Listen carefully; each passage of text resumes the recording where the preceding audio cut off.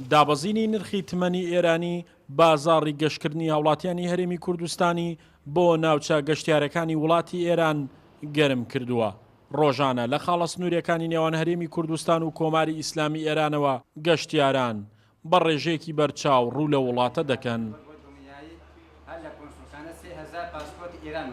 کابرا ڕواتی $100 وردەکاتەوە ئەیکا بە ملیۆن تمەن نزیکەی بەشی هەفتەیەکێکە. ئێستاش ڕێژەیەکی زۆر گەشتیار ڕۆکات ئێران بە تایبەتی لەم ماوا ئێمە ڕۆژانە نزیکەی 80 پاسپۆرت تا 100 پاسپۆرت جاری وهەیە ئەگاتە 150 پاسپۆرتش ئێمە لە کەلار و ڕەوانەی کونسوڵخانەی سلێمانیەکەین. بازاڕی دراوی ئێرانی ئەم چەند مانگەی وەرزی هاوین زۆرترین خواستی لەسەر بووە و زۆرترین کڕیاری نووسنگەکانی ئاڵوگۆڕی دراویش بە بەراورد بە دراوەکانی تر تمەنی ئێرانی بووە. بەپێی ئەوەی کە بازاڕی تمەن زۆر خراپ بووە، کڕیاری تمەن زۆرە. ڕۆژی وا هەیە 50 بۆ 75 مشتری بەڕێخین. ئەمە بەس هی دەسی حواڵەیش تقریبا دەوری 25 نەفرێک بەڕێخین.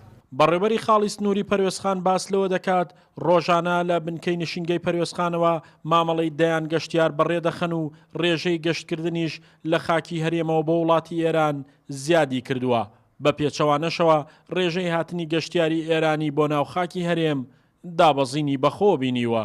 وڵاتانی هەرێمی کوردستان سەبارەت بە کڕینی پێداویستیەکانیان لە وەرزیاوینە بۆ گەشتانی کە بۆ ناوچە گەشت و گوزاریەکانی شیمالی ئێران ئەکرێت ئەبینین ڕێژەکە ڕێژێکی بەرچاوە زیادی کردووە و لە پاڵەمەشا ڕێژەی ڕێگریکردن لە سەفەر لە ئێرانە بۆ ئێرە بەوەی ئەو باجانەوە کە زیادیان کرد لە ڕێژەی سەفەر هەر وڵاتی ئێرانی 220 مەنی بە یەکەم سەفەر لێ وەرەکەن دووەمە بێتە 320 چوارەم بێتە 420 واتە ڕێگریەکان بە وڵاتانی ئەو دووزای کرێت بەیەمەوە بە پێچوانەوە هەروەکو خۆی بۆ لە چاو دابەزینی تومەنیشا ڕێژەکە بە تەکی زیای کردووە.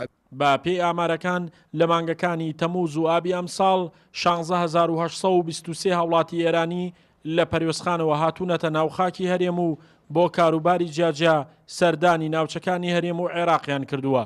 لە بەرامبەریشدا 19037 هاوڵاتی هەرێم و عێراق چوونەتە ناوخاکی ئێرانەوە کە بەشی زۆریان بۆمبەستی گەشتیاری بووە. شاخەوان محەممەد، کورسات نیوز، کەلار.